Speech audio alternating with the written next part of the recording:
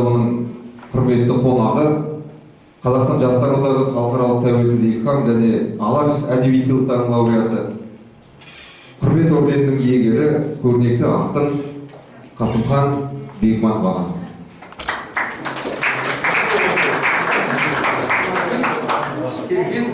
Мен енді осы кештің модераторы Көлбай Асановқа микрофон ұсынамын. Құрметті жүріскер қауым, біздің енді Қарағандыға жаңа Алмас бауырым жақсы таныстырып жатыр. Қазақтың үлкен ақыны, көрнекті ақыны, Қазақстанның еңбек сіңірген қайраткері, Алаш әдеби сыйлығының халықаралық жеңімпазы, лауреаты, белгілі көрнекті ғалым, публицист, этнограф, тарихшы Қасымхан Бегманов ағамыздың келіп жатқанына мінекей 3-ші күн. Кеше үлкен мынау гуманитарлық колледжде керемет шығармашылық кездесу болды. Жастармен өте шырайлы кездесулердің бірі болды. Түске шейін Бөкетов атындағы Қарағанды мемлекеттік университетінде студенттермен, қаланың зиялы қауымымен үлкен құлагер жыр Қасымхан атты әдеби сазды үлкен шығармашылық кеш өтті. Міне бүгін бұл ат басын Қарағандыға бұрған кез келген қаламгер, кез келген өнер жоқшысы, кез келген қоғам қайраткерінің Бөгел атындағы облыстық кітапханаға соқпай кетуге болмайды.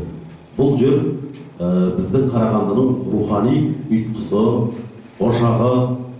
Сондықтан да бұл жерде талай-талай қазақтың белгілі қоғам қайраткерлері, ақындары, жазушылары, өнер адамдары ат басын бұрып осы жерде өздері аз-кем аялдап, өздерінің шығармашылығы жөнінде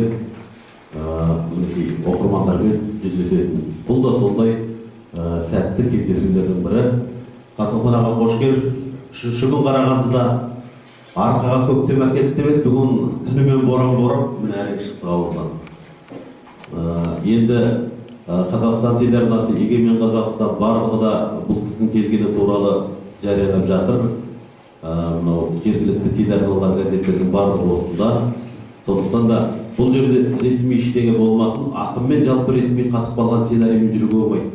Ақынмен, өнер адамымен емен жарқын сырласып, кәдімгідей сұрақтарыңызды қойып, білетін білгілеріңізге бұл кісі жаңа айттым ғой.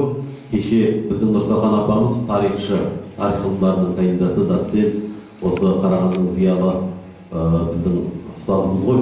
Сол кісі бұл кісінің 9 тараптан бұл кісінің жақсылықтарын айтты. Бұл кісі этнограф, қазақтың салт дәстүрі, мәдениеті туралы дәстүрлі мемлекет. Мынандай Қазақстанда мынандай журнал шығады. Салт дәстүрге байланысты бізді осы жаһандану үлкен алапаттан алып қалатын бірден-бір жол салтымызды, дәстүрімізді, ділімізді, дінімізді, имандылығымызды жоғалтпай, қазақ қалпымызды сақтап қалу. Сол ғана бізді алып шығады. Қалған ғылыми технологиялық прогресс, жаһандану үрдісінің бәрі бола жасады, ол бүкіл елге тән қасиет. Ал бізді тек қана қазақты қазақ ретінде сақтап қалатын біздің дәстүріміз, салтымыз, мәдениетіміз. Бұл Қасымбек соның жоқшысы мұна дәстүр деген журналды жай ашқан жоқ. Осындай ұлы мақсаттың жолында ашты. Мынау Әлиханға арналған тұтас нөмірді Әлиханға арналды. Бұл кісінің өмірде екі өзінің пірі бар. Пірі болғанда, былайша айтқанда, жаңа тырнақшаның ішінде, бұл кісі Мұстафа Шоқай мен Әлихан Бөкейхановты ұлттың ұлысы деп таниды. Сол жолда бүкіл еңбегін сарп етті. Сол жолда осы мінекей осы жасына шейін көрмеген бейнеті, көрмеген қиындығы жоқ. Неше түрлі жел сөздерге де, қаңғыс сөздерге де көре алмайтын дұшпанның көз түрткісіне де айналды. Бірақ қажыған жоқ, талған жоқ, қайраттана білді. Білесіңдер ме? Мысалы, қазір соттасып жатады ғой. Біреу мүлік үшін соттасады, біреу үй үшін соттасады. Бұл кісі қазақтың рухы үшін соттасқан. Өскеменде, Шығыс Қазақстанда. Мұстафа Шоқайдың ұлттың ұлысы екенін дәлелдеймін деп. Ол сатқын деген кешегі желбауыздардың аузына қақпақ қоямын деп соттасып, 2 жыл соттасып, әруақ о дүниеге кетіп қалған Мұстафа Шоқайды соттасқан жалғыз қазақ. Бұл тарихта жалғыз. Әруақты қорғаймын деп соттасқан жалғыз қазақ. Енді мынау этно-мәдени саласына байланысты үлкен Алла қаласа осы жазда болар күзге қарай үлкен 4 томдық керемет кітап шығайын деп жатыр. Осы кісінің тікелей жазуымен, еңбегіменен қазақтың этно-мәдениеті, этнографиялық жағдайы туралы керемет. Этнографпен әңгіме деген кітап сіздерде болу керек, бар ғой? Бұл енді бүкіл сенсация тудырды Қазақстан оқырмандарының арасында. Мұстафа Шоқай жолымен деген 4 сағаттық деректі фильм. Мынау Қызылордадан басталып, Кавказ, Европа, анау Берлинге жатқан жерде шейін барып, бүкіл темір таяғы инедей, темір етігі тебендей болғанша жүрген Алпамысты оқыдыңыздар ғой? Сол Алпамыстың тікелей ұрпағы, әйгілі Баймөрінің тікелей ұрпағы, Алпамыс батырдың тікелей ұрпағы, бойында тектілік болғаннан кейін шығар, сол мінекей Ташкентпен қоштасу. Бұл кісі туралы айта берсеңіз, жан-жаққа кете бересіз да. Сондықтан сондай сөзі әлі аузы дуалы, көшелі көрегенді ағамыз, сіздердің ағаларыңыз. Сөзді осы кісіге берейік. Осы кісі Әл-Қисада бастасын, әрі әңгімемізді жандандырамыз. Біздің әулетте тұғын барлығы математиктер десек болады. Өйткені менен кейінгі інім жаңағы заводтың директоры, сонда математик қаншама миллиондаған ақшаны есептейді мысалы. Оның қызы политехникалық институты, бір қызымыз ғой еді, политехникалық институттың ең қиын факультетін бітірді, мен сияқты. Сөйтіп оның қызы диплом бітірді. Одан кейінгі баласы, одан кейінгі қызы да барлығы сол политехникалық институтта оқып жатыр. Есеп-қисап жағында, автоматика жағында, техника жағында. Сондықтан мен өзімде техникаға өте бейім болдым. Бала кезімнен бастап трактор айдадық, машина айдадық. Сол әлі күнге дейін машина жүргіземіз, шашылып қалса жинаймыз, кәдімгідей барлығына хабарым бар. Еркектердің атқаратын істерін барлығын істей алатын адамның ауылда. Қозып атқа мінгенмін кәдімгі. Енді сондай ауылдың баласымын. Ал енді алғашқы өлеңіміз жаңағыдай болып жарық көргеннен кейін мен өзім ойладым, ақындық деген бұл мен сияқты қарапайым ауылдың баласына ақындық деген ол кез келген адам ақын бола алмайды. Ол әулие адамдар болу керек. Ерекше жаратылған адамдар ғана ақын болу керек деген ой тұрды менде. Шын мәнінде де солай деп ойлаймын. Біз қазір ақындықтың да басқаның да бәрін қадірін кетіріп алдық қой. Бұл басқа әңгіме, басқа жағдай. Сондықтан мен енді өзім оның үстіне әдебиетке деген бейімділігім, мына менің бала айтып отырмын ғой енді. Бірақ бірде-бір өлең жазған жоқпын. Бірақ әдеби кітаптарды ауылдың кітапханасын түгел тауысып оқыдық. Менің туған өмірден ерте өткен әпкем әсіресе орыс тіліндегі әдебиетті өте терең біледі. Өмірден ерте өтіп кетті. Ол кісінің бір қызы қалды. Жездем ерте өтті, дүниеден авариядан өтіп кетті. Сондықтан мен сол әпкемменен жездемнен қалған бір қызды өз баламдай біреуін мединститутты бітіргізіп ұзаттым қолынан. Түркістан үлкен той жасап қолдан ұзаттым. Одан кейінгі ұлым мына Казгудың журналистика факультетін бітіргізіп, келінді өзім түсіріп, үйге құдан өзім қабылдап, қазір Астана қаласында тұрады, Таңшолпан телеканалында белгілі журналист Еркін Шәкірұлы деген. Әке жағынан сүйегі Қыпшақ, шеше жағынан мен шешесінің туған інісімін. Мен көкедей. Енді бұның бәрін айтып отырған себебім, сол бала келді, ауылдан келді. Біз енді аядықтағы қыз баланы алып кетті да шешеммен. Әкем де қайтыс болды, жезе де қайтыс болды. Жаңағы атасы да қайтыс болды. Әулетте ешкім қалмаған ғой енді почти. Бір қыз балдар қалған, сосын енді адам болам десең нағашың тап деген. Енді әпкеміз қайтыс болғаннан кейін бала 8 айлығында қалған кішкентай бала, сосын енді ол баланы алып кетуді шешем алғысы келген. Бірақ енді оны әкем айтқан, әкем тірі ол кезде қалай аласың мына Зареге өлмелі кемпір шалды. Енді осылардың несі қалсын кейін көрерміз. Содан араға жылдар кетіп, мен жаспын, студент кезім, сол оқып жүргенімде есімде жүрді, кейін ұмытып кетті қойым. Еске түскенде ғана ойлайсың, енді күнде ойлап отыра алмайсың, өмір ғой. Сондықтан сол бала бітіріп келді, оқу бітіріп келді дағы. Сосын қандай оқуға оқисың десем, маған дейін жеткен ғой, қалтасында кішкентай киіммен маған дейін жеткен жаздық футболка киімдермен, басқа ешқандай ештеңе жоқ. Қандай оқы, менің көкірегімде жаңағы сіз қойған баяғы сұрақ, қазірдің журналистика факультетінде білім алмадым ау деген бір арман қалып қалған ғой көкірегімде. Сосын қарап отырсам оқымаған кітабы жоқ, білмейтін нәрсесі жоқ. Баяғы бала кезімдегі өзімді арманшыл, өзімді көргендей болдым да, жаңағы балаға сен журналистика факультетіне барып отырсаң қайтеді. Содан журналистика факультетіне Бауыржан Жақып дейтін ақын досым бар, сол журфакқа деканы соған айтып, жаңағы әке шеше ешкімде жоқ қой енді. Орысша айтқанда круглый сирота дейді, сонда құжаттарын өткізіп, сөйтіп жаңағы сәл сүйемін дедім айтып, сонымен журфакқа түсіп, бірақ қызыл дипломын бітіріп, келіп түсіріп, сол Алматыда қазір Алматыдан Астанаға ауысып, қазір ұлттық Таңшолпан деген неде хабар жүргізеді.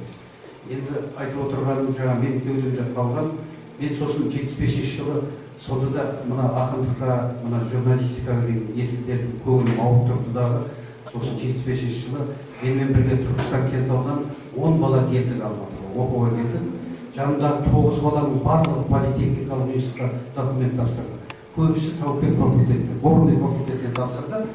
Горный Тау-Кен инженері боламыз. Өйткені біздің Кентауда үлкен шахталар көп, Ащысай полиметалл комбинаттар көп, сондай. Сондықтан соларға маман боламыз деп, математиканы жақсы білетін балалар соған түсіп жатты оқуға. Сосын мен енді документімді өткізбей, құжаттарымды өткізбей ұзақ солай ойланыңқырап жүрдік. Алдымызда 20 күндей уақыт болды.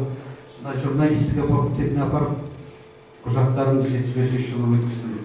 Былай көрейін қалай болады екен деп тапсырып көрмейші осында. Сөйтсем айтты, 75 жылдан бастап шығармашылық конкурс өткізу керек деп. Шығармашылық конкурс жариялаған. Жазғандарың бар ма деді маған. Мақалаларымды әкелген. Құжат алмайды екен, ой албай. Қабылдасам, мен айттым, кейін жазатын сияқтымын дедім. Жаза аламын мен, жақсы жазамын дедім. Өте жақсы жазатынына мен сенем дедім. Менің де сондай ана кісі қу тілді сондай кісі екен, документ тапсырып қабылдап отырады. Мен де сондай өте жақсы жазалатын сияқтымын. Сондай болып тұрады маған да. Сол бірақ жаза алмаймын ештеңе, жаза алмай жүріп қанша жылдан бері. Сол жазғанда келесің деді маған. Сен алдымен жаз, соларды жарияла, сосын сен келіп документіңді тапсыр, құжатыңды тапсыр, содан кейін барып сөз. Оған енді мүмкіндік жоқ қой, сондықтан апарып жаңағы ауылға қайтып кетсек болмайды, ауылға айтсақ. Әкем айтқан, егер оқуға түсе алмасаң шырағым ауылға қайтып кет. Арыстанбек деген бір көршіміз тұрды, қыздарының бәрі сұлу болатын. 6-7 қызы болды, аппақ қыздар бәрі. Сол бүкіл ауылдың балдары бәрі Арыстанбектің қыздарына ғашық еді. Енді кластастарым да ғашық болды, ғашық.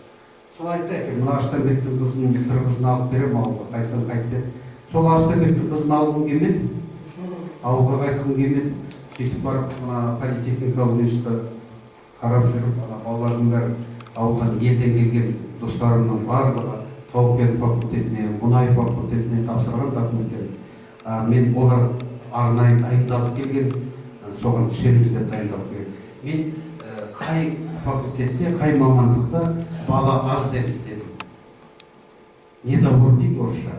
Қай факультетте недобор, аналарда Тау-Кенде, мына нефтяной факультетте, мұнай факультеттерінде балалар өте көп. Бір орынға 5 бала, 10 бала таласып жатыр да.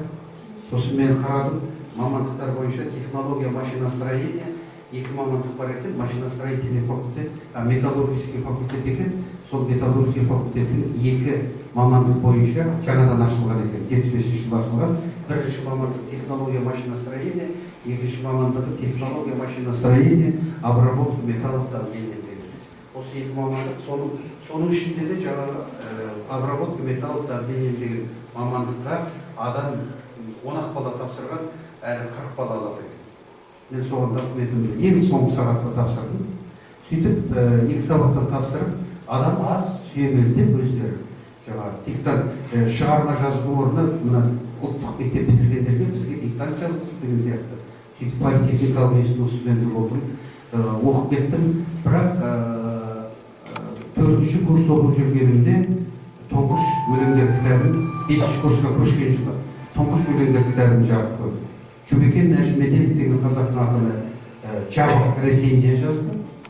10 шақты 10-15 ақындың ішінен сұрыптап, жас балалардың өлең затын сұрыптап, соның ішінде 7 ақынды Жұмекен Нәжімеден іріктеп алған, сол 7 баланың біреуі мен едім.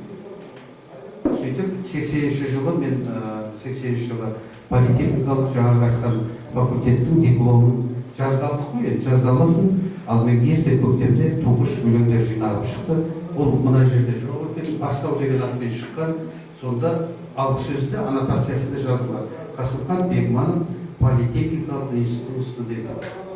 Осы сөз маған қатты ұнайды. Осы сөз қатты ұнайды. Менің енді бүкіл өмірім сол политехникалық институттан кіндігім ажыраған жоқ. Мынау мемлекеттік бұрынғы Ленин комсомолы кейінгі дарын сыйлығы, біз сол сыйлықты алған адамның бесіктен биікке дейін деген кітабыма. Бірақ маған сол сыйлыққа ұсынар кезде политехникалық институт ұсынған мен. Соның Бәйшешек әдеби үйірмесі ұсынған. Сол жерде мен енді Қабдоловтың болмаса Әуезовтің лекциясын тыңдадым деп мақтанады ағаларымыз көп адамдар. Менің Қабдоловым да, менің Әуезовым да барлығы Ұлықпан Сыдық дейтін ұстазым бар. Ол политехникалық институт өзі мектепті 6 медалға бітірген. Политехникалық институт автоматика факультетін қызыл дипломға бітіріп, Лениндік стипендия алған адам. Философиядан докторский қорғаған, техникадан докторский қорғаған. Бүкіл өмір 45 жыл өмір проректор болып, сол политехникалық институтта сабақ беріп, проректор болып қызмет істеген. Ол менің ұстазымның мына еңбек кітапшасында бір-ақ жазылған. 60-шы жылы политехникалық институтқа студент болып қабылданған деген мәселеге жыл болды отыр. Қабылданған деген бір-ақ жазылды, бір сөйлем тұр болды. Өмір бойы сол политехникалық институтта сабақ береді. Ол кісі өлең жазады өзі, ол кісі философияда кітаптар жазып, философиялық кітаптар жазады. Мына той жыры деген өлең білесіздер ме? Сол той жырыдан бастап мына Досмұқасан айтатын әндердің барлығының сөзін жазған Ұлықпан Сыдық. Менің Әуезовымда, менің Қабдоловым да, менің барлығы Ұлықпан Сыдық ұстазым. Мен бір адамды ұстазым деп есептеймін, сол кісіні ұстазым деп есептеймін. Жақсы. Бір қандай сұрақ қойылғаныз, ұзақ жауап бердіңіз. Ал тағы да сұрақтарыңыз бар ма? Поэзия туралы жалпы сіздерді қызықтырып жүрген, алматыдан дөңгелек бермейтін қадірлі қонағымызға ақын, публицист, этнограф, тағы да сұрақтар. Немесе өлең оқыңыз, бір өлең оқып беріңіз. Өлең оқыңыз. Сіз сұрақтарыңызды ойланып отырыңыздар. Әңгіме, ашқы жарқын әңгіме шықты айтып отырып, ешқандай ресми жоқ. Мен мына еркін отырыңыздар. Мұстапа Шоқайдың өмірінде Шерлі Түркістан деген дастан жазған. Содан бір кішкентай ғана үзінді оқып берейін. Бір ұл едім, бабай қорғанмен, бабамдар кеткен байсынның. Жолыңмен өттім, жарқырап туған айсындым.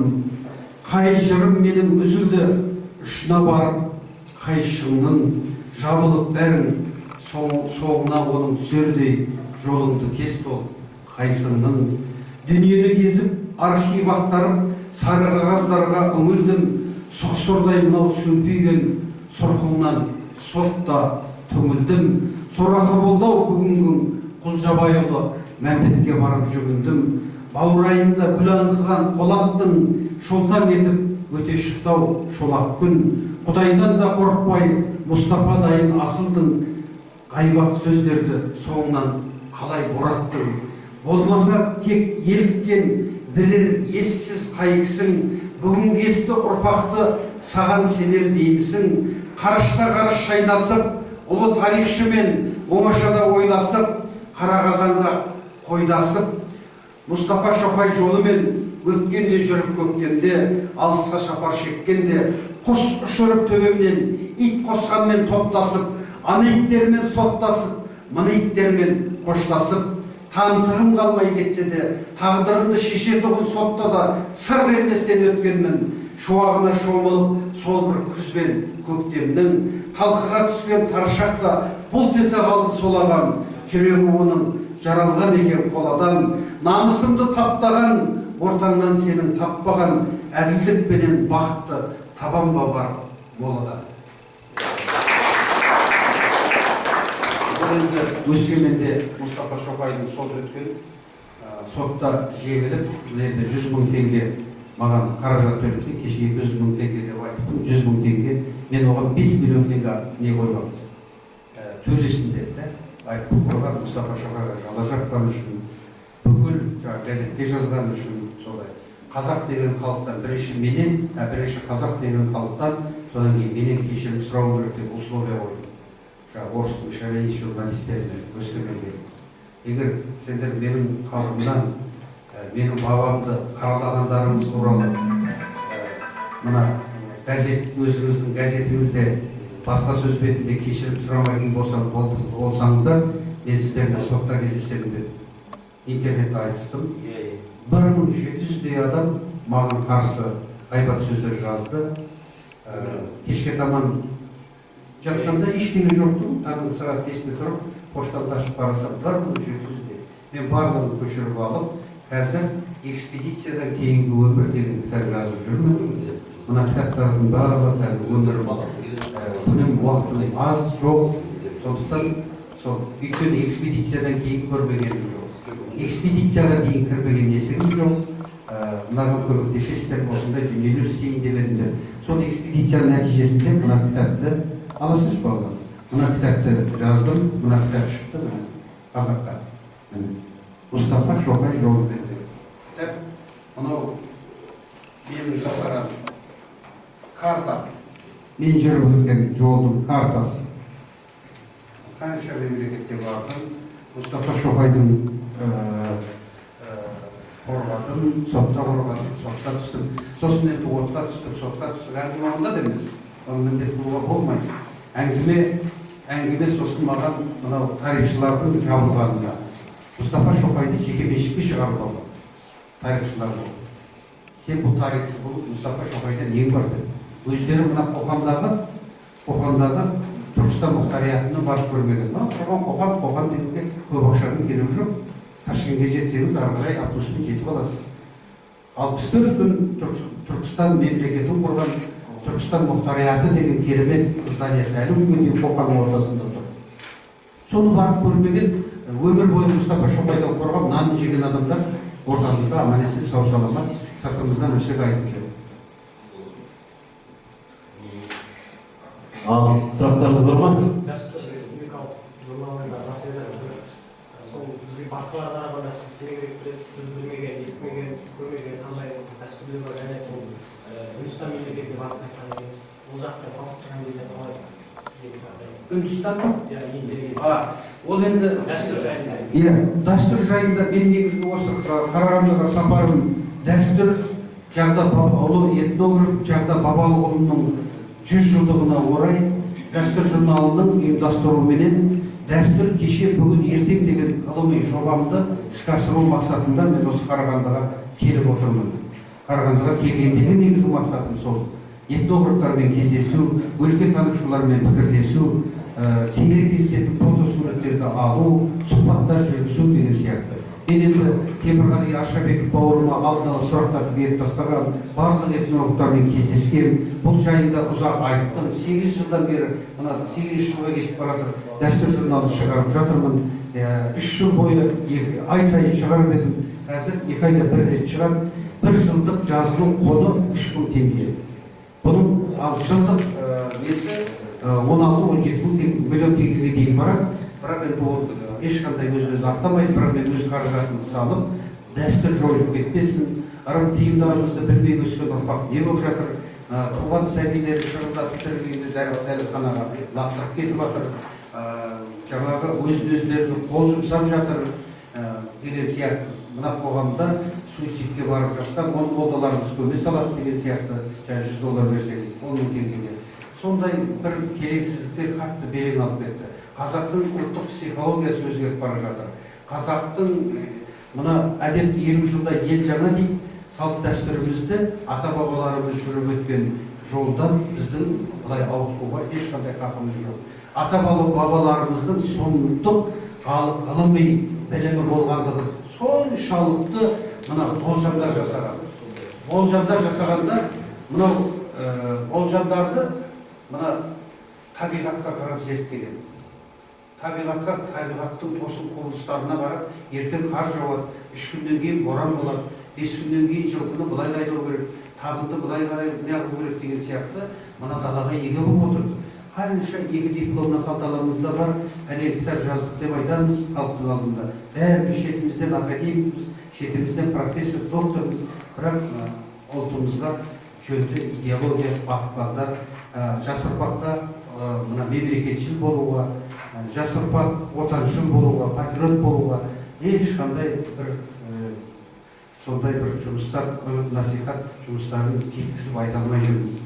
Менің негізгі Мұстафа Шоқайды зерттегендегі мақсатым мына жастарға өмірді қалай өткізу керек жастар. Мемлекетшіл болып, міне егер өмірді өткізгілеріңіз келсе, үлгі өнеге керек болатын болса, міне Мұстафа Шоқайдай ер өткен.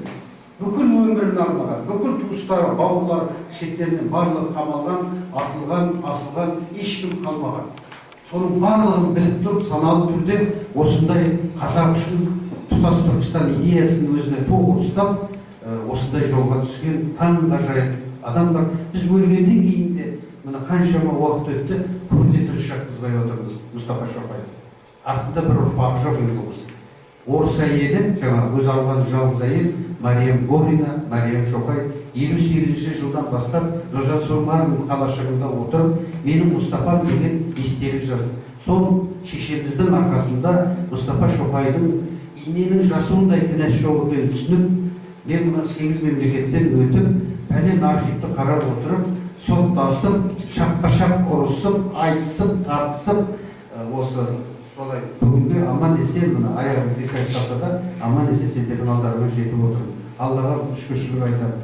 Мына Мұстафа Шоқайдың мына Наршоқыдан бастап туған ауылына баратын өзеннің Боқтыбайдың каналы дейтін канал болған, мына Қыпшақтардың елінде. Сол каналдың арнасын өзгерткен. Империя бюджетке ақша салып, ана ауылға су бармасын, құм баспасын. Орындалған, бүкіл моланы құм басып қалған. Аянышты ма? Аянышты ма? Барып Құран оқиын десем бола жоқ. Қап-қара болып кеткен жер, құм басып қалған. Наршоқы. Мен енді жаздым соны. Мен енді соны қазір тауып алсам оқиын. Сәлем сізге Наршоқыдан дейтін жолдары бар. Мен енді мына сәл асығыстау не қылған енді мына жерде. Егер сіздерде мынандай қайтейін қалмаған соң басқа малым, тарихты өткен кеткен ақтарамын, асау жыр боп оянып көкірегіңде қат болып кейінгіге сақталамын, қағазға барлық сырын ақтарыпты, кей сөзі ескөлеңдей жатталыпты, Ножаннан Түркістанға келген хаттар әр жерде мұрағатта сақталыпты, бұл жырды сақтап қойсын барша оқыған дерекпен керегіңді алшы осыдан, сіздерге сәлем сырлы шиеліден, сіздерге сәлем мұңлы Наршоқыдан, төгілген аспан жақтан нұрға балап, жазылған көңіл аудар жырға қарап, көміліп бүкіл ауыл қалған екен, оқыдық, Құранды оқыдық біз құмға қарап, қара жол ойдым тынған анық, құлаған ескі столба сым оралып, Мұстафа Шоқай ердің ата жұрты бұйығып жатыр екен құм қоранып, япырай қилы кезеңдердің сырларын ішке бүккен сезем белдің, Шоқайдың ауылына баратұғын өзгерткен арналарын өзендердің, айырылған ауыл екен келбетінен, ұшқан құс көре алмайсың көл бетінен, арнасын өзендердің өзгертіптау, бұл әулет жоқ болсын деп жер бетінен. Осысты істегенді сұмға балап, отырдым ойға шомған қызға қарап, империя тілегі қабыл болмай, оқыдық Құранды біз құмға қарап. Ескіден есіңді алар сұрықпасын, өткен мен келгендерді сұрыптасын, қазақты көк бөрідей ұлытпасын, арыстан мен алысқан асыл ерім Мұстафа Шоқайды ұрпақ ұмытпасын деп.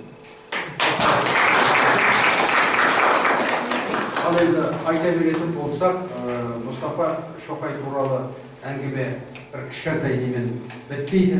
4 сериялы кино түрімен деректі фильм жасадым. Оны ғылым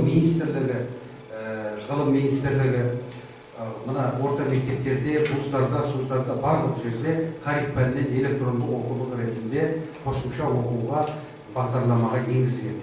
Мен соны талай жерде тегін тараттым. Әлі де тегін таратып келе жатырмын. 4 сериялы фильм Наршоқыдан бастап жаңағы айтып отырған Түркістан, Қоқандағы Түркістан мұхтарияты Мұстафа Шоқай отырған кабинеттерге дейін бәрін көрсетті. Моласына дейін, Нұржан Сорманындағы отырған 2 бөлмелі пәтеріне дейін, ол Нұржан Сорманның Федерика дейтін қазіргі егелеріне дейін, Шелдегі жатқан Мәриям Шоқайдың моласына дейін, Мәриям Шоқай өзі қайтыс болардың алдында ақ пианинасын сатып өзіне ақ гвардияшылармен бірге анау Шел деген француздың қаласынан Белый гвардия қашып барған ақ гвардияшылармен бірге жер сатып алып өздерінің мола дайындаған. Сонда Мәриям Шоқай ақ пианинаны сатып, өзіне пәлен жылға налогын төлеп, өзінің моласына жер сатып алған. Ұрпақ жоқ. Оны іздейтін адам жоқ. Оны іздесе қазақ халқы іздеу керек. Оны орыстар іздемейді. Өйткені Мұстафа Шоқайдың жесірі ол. Ол орыстардың, большевиктердің номер 1 жауы. Ал енді оны іздейтін бізде қазақта білмеймін енді.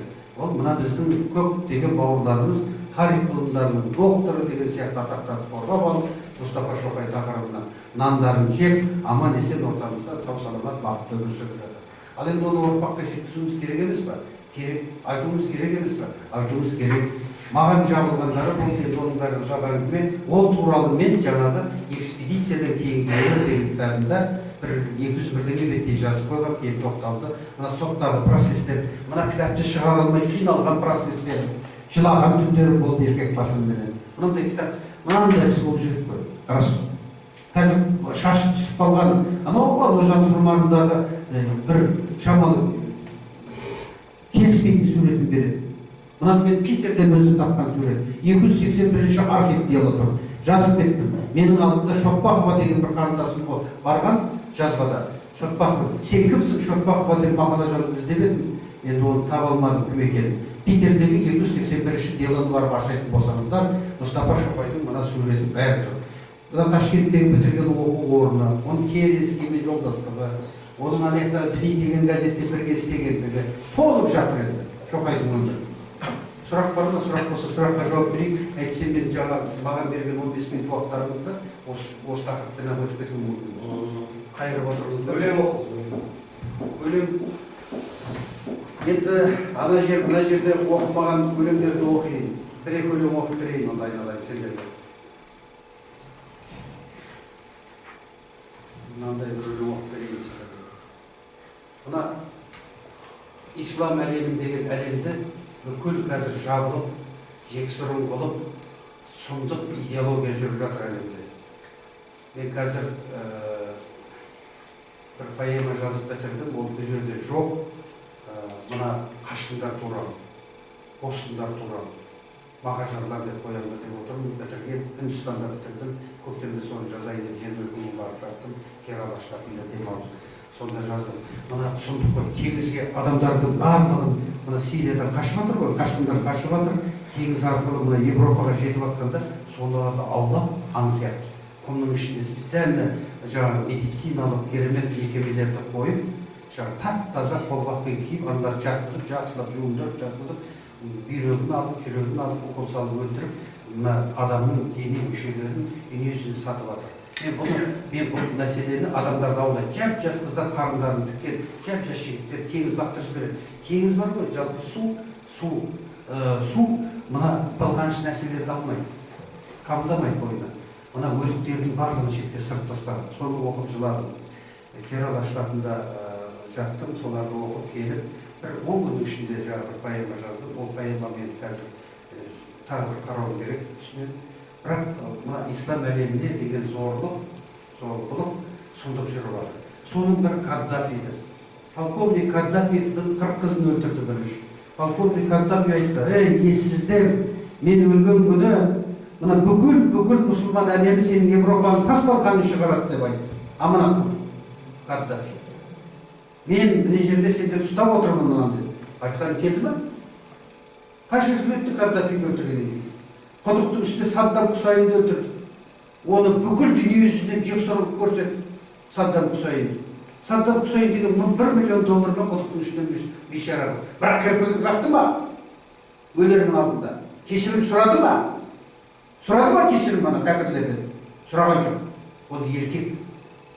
Мен олардың ұстаған идеологиясын қолдап отырған жоқ. Мен саясатпен айналыспаймын. Мен бар жоқ ақыммын.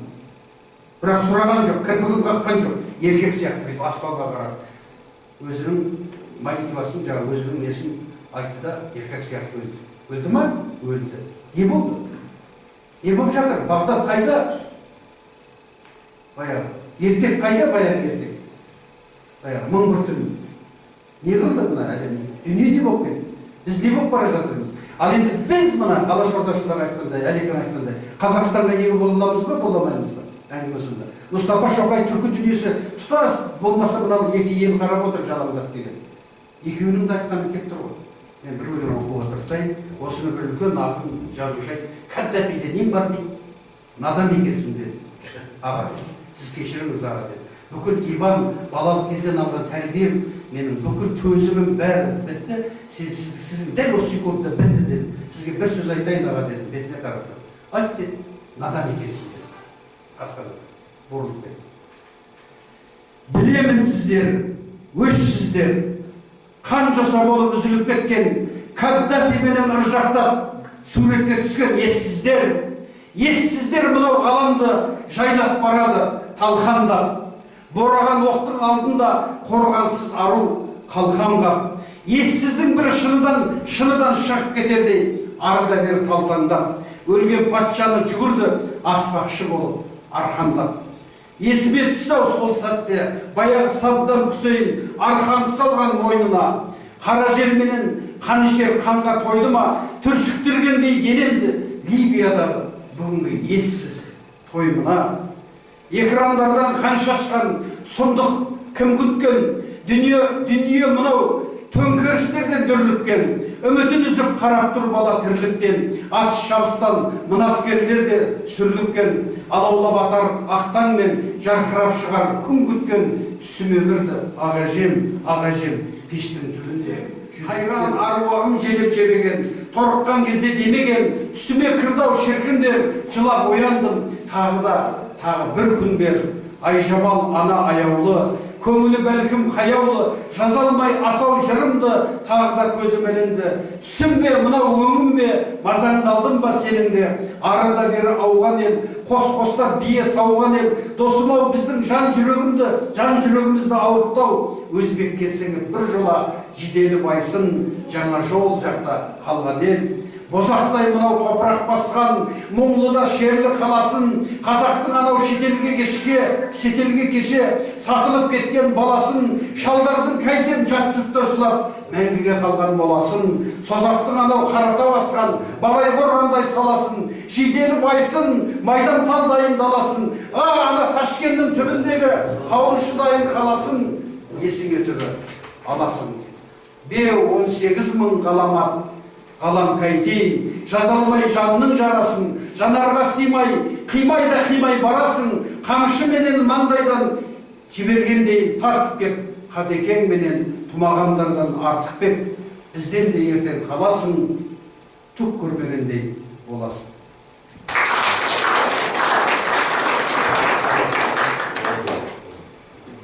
Ал қадірлі оқырмандар, осы Гогулатта кітапхананың енді біразыңыз осы жерде отырған азаматтар кешеден бері Қасымхан ағамыздың әр жерде өтіп жатқан шығармашылық кештерінде болып жатқан азаматтар талай әңгімелер айтып жатыр. Міне Қасымхан аға көрдіңіз, Гогулатта кітапханада сіздің еңбектеріңіз, сіз туралы деректердің қаншалықты мол екенін көріп отырсыз мына көрмеден. Сондықтан да тағы да бағдарламаларға байланысты біз осы кездесуімізді кішкене түйіп тастап деп отырмыз. Қайырып, сіздерге үлкен рахмет айтамыз. Бұл бірінші кездесу емес, Қарағандыға Қасымның 100 жылдығында бұл келген мемлекеттік делегациямен. Бұлай атысты болған болмаса, аты осы ақпанда арқаға мінекей емін-еркін бүкіл елмен қауышып, жастармен қауышып жатқан осы Қасымхан аға. Иншалла болашақта да бір жақсы уақыттарда келесіз. Гогулатта кітапхана Дина Аманжолқызы деген қарындасымыз басқарып отырған бұл үлкен рухани орта, жаңа айтып жатырмыз сөзіміздің басында, бұл жерге ат басып бұрмай кеткен ақын жазушылар деген сая. Сондықтан да сізге көп рахмет айтамыз. Шығармашылық шабыт тілейміз. Көп зейнеттің, көп бейнеттің бір жақсылығы, қуанышы болады. сізді сол мінекей дәуір басталды ғой деп ойлаймын. Енді осыншама істеген еңбегіңіздің жемісін, елдің алғысын, ризашылығын алатын үлкен бір уақытқа кезеңге аяқ бастыңыз. Маңдай тер, атақ, абырой деген, кісілік дегеннің өзі еңбекпен келеді. Аспаннан ешкім адамның басына бақ жаудырмайды. Осындай табанды еңбек, маңдай термен келеді. Кеше айтып жатыр, сөйлеп жатқан үлкен ғұламалар, осы Қарағандыдағы үлкен кісілер, азаматтар, Көкетаев, Темірғали ағаларымыздың айтқан пікірлерінің барлығын батасын алдыңыз. Бүкіл жер әлем бойындаған үлкен ғалымдардың осында Көкетаев сияқты Темірғали ағамыздың елдің ықыласына, жас ақындардың жаңағы ағалап алдыңызға шығып өлең оқығаны, осының бәрі үлкен бір мерей мәртебе деп ойлаймыз. Қадамыңыз осы сәтті болсын, арқаға келген бұл басы болсын. Әлі сіздің осындай үлкен рухани кештеріңіздің құрметті қонағы болатыныңызды, тек қана Қарағандыдан келіп Қарағандыдан кетпейтініңізді, мына жақта Қарқаралы, қасиетті Құнанбайдың мешіті тәуелді ететін жер, ар жағы Тәттімбеттің даласы, мынау батыс жағында Жаңарқа, Сәкеннің иманағы, мынау Есіл Нұраның бойы, Көкшетеңіз Балқаштағы Шашубайдың елі, Манарбектің елі, бұл арқа деген кең, қолды, сондай қонақ жай ел, осы Сардаланың, Сахи даланың небір кереметтерін болашақта көресіз деп ойлаймын. Көп рахмет сіздерге, елдің атынан оқырмандарына.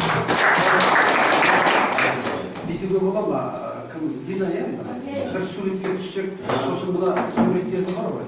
Мен өте аккуратный адаммын. Бір мысал айтайын қысқаға. Қадыр Мырзалиев айтты, қасында көрдім.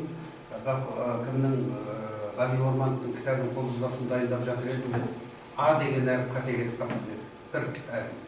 Сосын звондап айттым, аға, қате жоқ па дейді, 15 минут сайын звондайды дейді. Сосын айтты, бір әріп қате кетіп қалды, А деген әріп. Соны мен түзетіп бердім. Тиме деп ұрысты дейді, Ғали Орманов. Тиме, мен қазір келемін деді. Содан үйінен шығып, автобусқа мініп, ол жерде машина жоқ, келді дейді. Келсе үйіндегі машинкасына сарт еткізіп А дегенді басып алған, соны алып кетті. Соны көз алдымда отырып ойды дейді. Аны. Сөйтіп ананы ойып алып тастады дейді, қате кетті. Ол кетіп қалған ғой.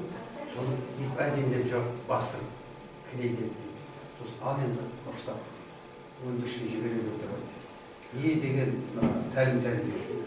Анау өзімнің қолжазбама дейді. Қазір біреуге бірдеңе мақала жіберші десем, мен өзім жұмыс істеп отырып, басқам бар. Өзің жөндей шаш. Мынауны оқып берсейші десем, аға сіз оқысаңыз. Қасым аға, айтылар сөзі бір орайы келді ғой, жаңағы осы айтқаныңызда. Бізде Жайықбек деген ақсақал болған. Үлкен жақсы білесіз. Сол кісі орталыққа мақала шығатын күні, орталықта бәленбай корректор отыр. Бөлім меңгерушілер, журналистердің қолынан өткізіп, сол жәке сіздің мақалаңыз шығады деген күні үйінен шығып, мына орталық Қазақстан газетіне барып, 4 этажы 8 этажға берілсіз, соған шығып, өз мақаласын өзі корректировка жасап кетеді. Мен енді бүгін тың ұйықтаймын. Егер өзі емес ұйықтай алмайды екен ол. Ал енді мен жаңағы айтып отырған себебім айналайын. Бір кішкентай суретке түссе, балалармен де, сосын мен мынау телефоным толып кетті. Соны мен сізге визитный карточка берсем, сіз өз аты жөніңізбен, сізге аманат қылып қалдырамын. Соны сіз менің поштама сіз салып жіберсеңіз. Міндетті түрде, сол суреттерді. Сосын өзіңіздің аты жөніңіз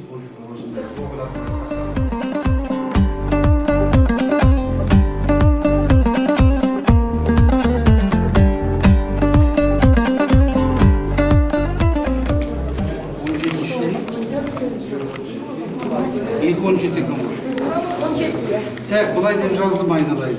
Ауызбіршілік тілеймін. Ұлтқа қызмет етудің үздік үлгісін көрсетіп жүргендеріңізге ризашылық көңілмен автор Қасым. Рахмет. Әдейі саған жаздым.